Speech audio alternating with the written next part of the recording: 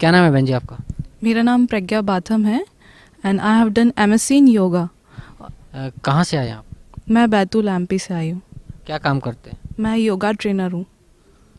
तो संत रामपाल जी महाराज से नाम उपदेश लेने के बाद आपको क्या लाभ मिला?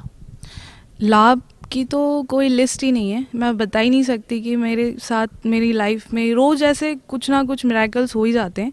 बट जो सबसे बड़ी चीज़ मेरी लाइफ में हुई है, मेरा एक्सीडेंट हुआ था जब मैं 2-3 साल पहले। तो मेरा एक्सीडेंट ऐसा हुआ था कि मेरे स्कल में इंजरी हो गई थी, मेरा हेड फ्रैक्चर हुआ था। तो डॉक्टर ने बोला था ऑपरेशन होगा और उसका कुछ नहीं कर सकते, कि कुछ भी हो सकता है, मतलब 50-50 चांसेस थे कि कुछ भी हो सकता है। मैं आश्रम आई हुई थी, मैंने नाम ले लिया था, गुरुजी से दीक्षा ले ली थी, आश्रम आई हुई थी। और मेरे साथ ऐसा होता था कि मैं कहीं भी खड़े खड़े मुझे चक्कर आ जाते थे, मैं ज़्यादा धूप नहीं सहन कर पाती थी। सर में कुछ भी ठंडा, जैसे ठंड के मौसम में मैं सर बाल वगैरह धो के फिर मुझे चक्कर आते थे, खड़े खड़े गिर जाती थी, मार्केट वगैरह जाती हूँ रास्ते में गिर जाती थी। संत रामपाल जी महाराज की शरण में आई थी मैं। तो आश्रम में जब मैं दर्शन करने गई तो परमात्मा ने, संत रामपाल जी महाराज ने मेरे सर पे ऐसे हाथ रखा। उस टाइम उन्होंने मैंने उनको कुछ भी नहीं बताया था मेरे कहाँ चोट लगी, कैसे क्या करके। तो उन्होंने मेरे सर पे ऐसे हाथ रखा, सर नीचे करा और जैसे पेंच जैसा कस देते हैं ना, ऐसे करके मेरी खोपड़ी पे यहाँ पे पीछे से करके ऐसे करके कस दिया। उसके बाद से आज का दिन है, ना मुझे कोई चक्कर आया है, ना मैं कोई ऑपरेशन कराने की ज़रूरत हुई, ना मुझे किसी तरह का कोई भी हेडेक हुआ है। क्योंकि उसके बाद से मुझे ऐसा कुछ लगा ही नहीं कि मेरे सर में कभी चोट लगी थी या किसी टाइप से कुछ भी हुआ था।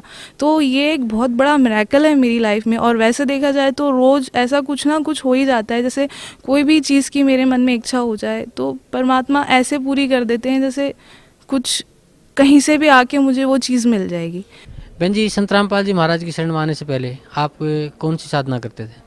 मैं इससे पहले जय गुरुदेव पंथ में थी, जो पंथ राधा स्वामी पंथ से निकला हुआ जो पंथ है, जय गुरुदेव पंथ, मैं उसमें थी पहले।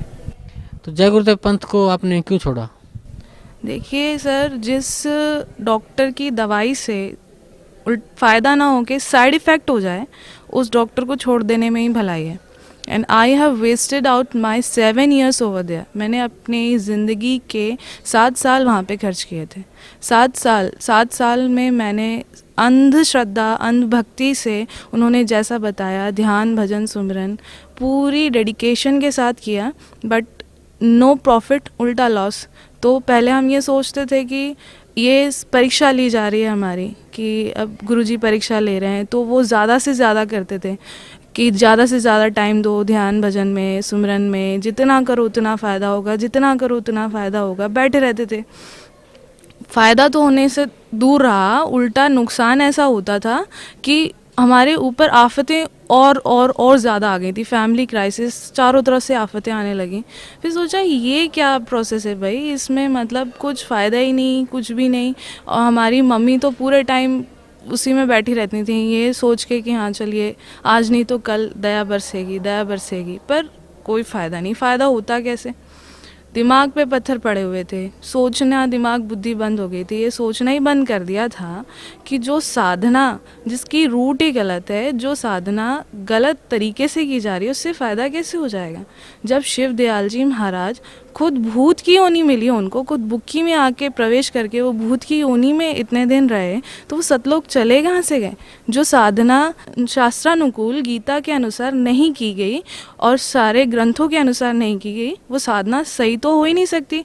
और सही साधना नहीं है, मनोनुकूल है, अपने मन के मुताबिक की गई है, कुछ भी करा है, तो वो साधना कैसे प्रॉफिट दे सकती है। आप खुद सोचिए, आप खुद बताइए, कैसे कुछ किसी को कैसे फ़ायदा हो सकता है। पहले सोचा ही नहीं, किए जा रहे थे। जब नुकसान हुआ, जब सब कुछ हो गया, सब कुछ मतलब अपना वो करा, I wasted my energy, I wasted my faith, I wasted my 7 years over there.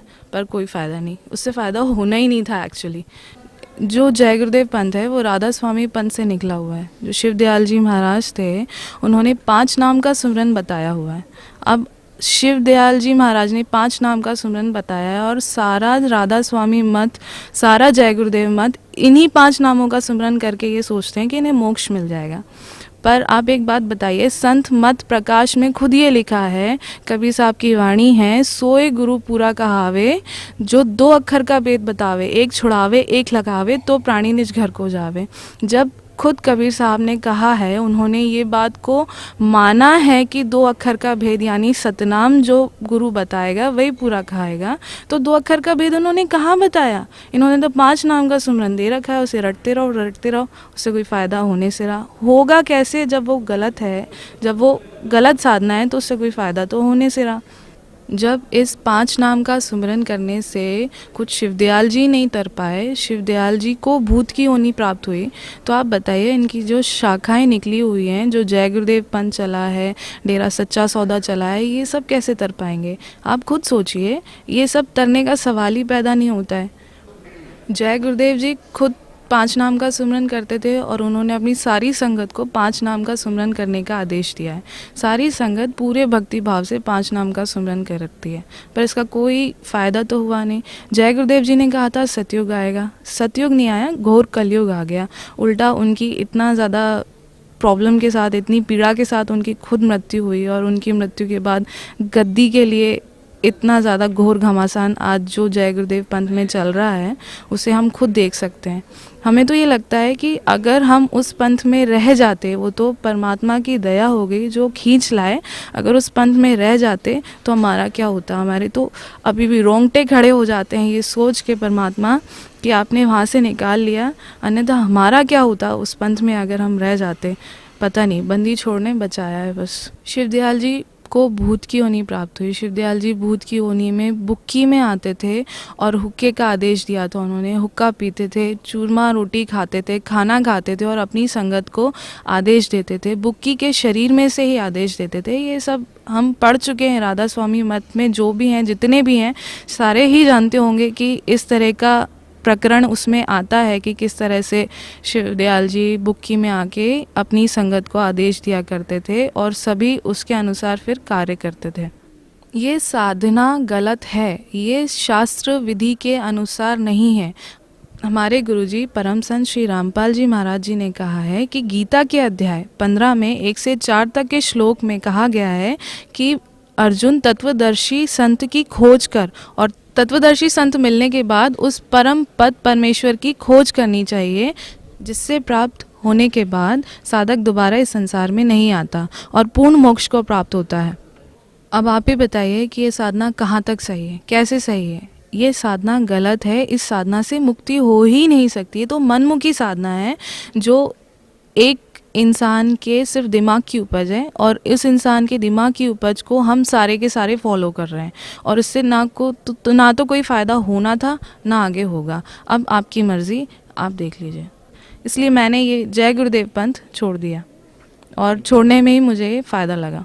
मैंने नाम लिया था 31 मई 2009 को, और उस दिन के बाद फ्रॉम दैट वेरी डे मुझे रियलाइज़ हुआ कि परम संत क्या होते हैं, परमात्मा क्या होते हैं, सच्चे सद्गुरु क्या होते हैं। फ्रॉम दैट वेरी डे मुझे हर क्षण, हर पल, मैंने अपने जीवन के हर एक सेकंड में ये चीज़ फील करी है कि परमात्मा क्या होते हैं, कैसे सद्गुरु कैसे पल पल पे हमारी रक्षा करते हैं, कैसे बचा लेते हैं। ये सारी चीज़ें जो थ्योरेटिकली आज तक सिर्फ किताबों में पढ़ी थी, मैंने सिर्फ धार्मिक ग्रंथों में पढ़ी थी कि ऐसा होता है वैसा होता है, सारी चीज़ें बकवास लगने लग गई थी कि ये सब सिर्फ किताबी बातें हैं, सच कुछ नहीं है। और यहाँ पे आके सारे जो धार्मिक ग्रंथों की जो थ्योरी थी, जो मैंने पढ़ रखी थी, उसको प्रैक्टिकली मेरे गुरुजी ने, संत श्री रामपाल जी महाराज ने प्रूव करके दिखा दिया कि परमात्मा कैसा होता है, सच्चा संत कैसा होता है, परमेश्वर कैसा होता है। और सच्चे सद्गुरु जब इस धरती पे आते हैं, अवतार लेते हैं, अवतार होते हैं,